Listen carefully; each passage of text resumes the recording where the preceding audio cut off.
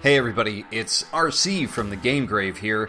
You'll notice that I have been strangely quiet about the upcoming release of Doom.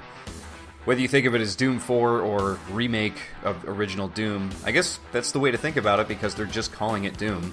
Regardless, however you feel about it, whatever you want to call it, it's coming out in about a month on May 13th.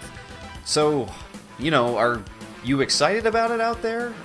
I don't know. I'm getting very mixed responses from everybody. What it seems like to me is people who are hardcore fans of the series are not really looking forward to this, while a lot of the newcomers to the series are really looking forward to it. So I think it's the old versus new here.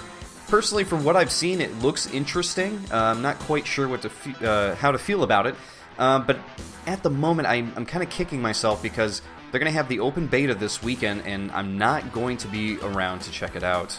I know, boo, it sucks. However, what I figured I would do is I'm going to watch the majority of the multiplayer trailers that they have released for the game, and kind of give you my thoughts on them. I haven't talked about my thoughts on the upcoming Doom since, I think, last year of E3, so it's been a long time coming. So without further ado, let's jump into the trailers.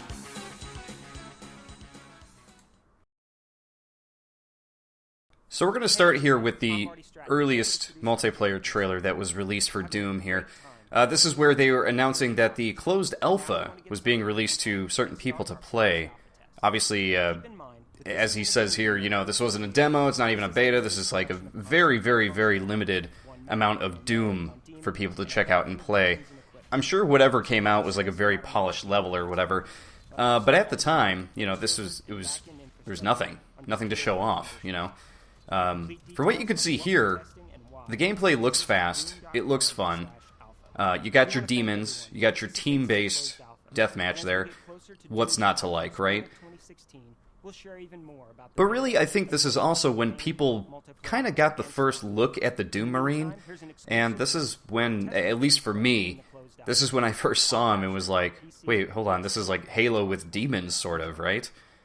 I don't know, it really caught me off guard, because the Doom Marines always had like a more rugged look, and I guess these guys do look rugged, but it's very Halo-esque, and I think that's sort of on purpose.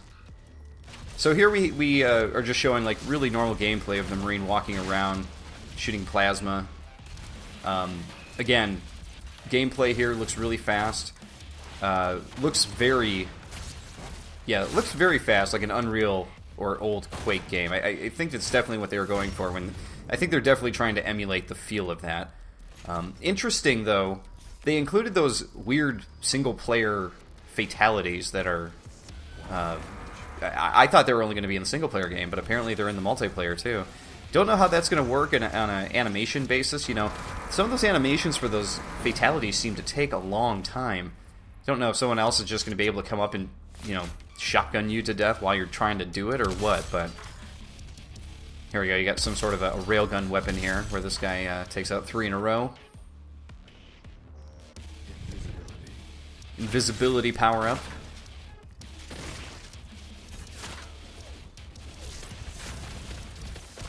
There's another brutal fatality move there. That guy showing off the jump pad, so the jump pads are back.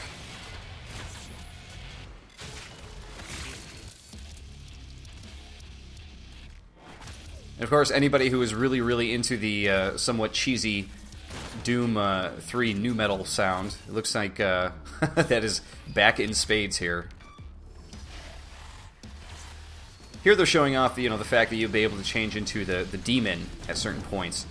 I guess what demon you pick is going to be sort of a loadout, sort of like you would do for weapons in Call of Duty. You would pick like, oh, what close range weapon do I want? Which far range weapon do I want? Rocket launcher, sniper rifle, whatever. I guess the demon is going to be a part of that, and you can collect different demons from playing the game, and you could get them from, I'm assuming, DLC, and I think one of them is actually a pre-order as well. And here's there we go. Nice close-up of him killing the Revenant there. Who doesn't like that? And we'll jump into the next multiplayer trailer here. This one is showing off 9 epic multiplayer maps. You got Helix, which is sort of looks like a science lab type of look here. You got Disposal, which is a toxic wasteland of a map, which looks really cool, kind of Quake 2-esque. You got Chasm, which looks like it could be sort of a Mars mining facility. Infernal, the home place of the demons, it looks like. Beneath. Oh, wait, they're going too quick. I can't keep up. So there you go. A very quick trailer showing off 9 multiplayer maps. The maps don't look bad, to be quite honest. I mean, they look like they put in quite a bit of variety there. Interesting, though, that they have DLC that's going to be available for the game as soon as it comes out. So I'm sure some of that includes multiplayer maps. Okay, jumping into the third trailer. Now they're going to talk about multiplayer modes. You get 6 different modes. That's a lot. You can tell that they put a lot of time into multiplayer. So you got Soul Harvest, where you're actually collecting other players' souls. Another Call of Duty mode, but obviously, what is it? Kill Confirmed, I think it's called. People are really into that one, so they gotta have it. You got Freeze Tag here, where you freeze your enemies and you actually have to bash them to break them open, and I think your teammates can actually unfreeze you. Warpath. Capture the moving zone. Now this one looks pretty interesting to me. Here, you got this moving zone and you have to stay within it to get points, it looks like. Clan Arena, it's not a Quake or Doom game without a Clan Arena mode, so there you have it. Those are the modes. But hey, the more modes, the more variety, and variety is what keeps multiplayer games alive. Jumping into the fourth trailer, we have demons, power weapons, and power-ups. The power of multiplayer. 4 playable demons, including the Baron of Hell. So the demons that we were just talking about, you get an eyeful of what you'll be able to play as. So there's the Baron, you'll be able to rip people's heads off, bite people's heads off, you know, anything having to do with head. You get the Prowler, who sort of got a Left 4 Dead Hunter type of feel to him, where he's jumping at people, which is cool. They don't go over the other 2. One is obviously Remnant. I don't know what the 4th is. Quad Damage makes a return. Who doesn't like quad damage? Pretty weird, though, considering quad damage has always been a Quake-specific power-up, and now it's in a Doom game. They're showing you the return of the chainsaw, of course. How is it Doom without a chainsaw?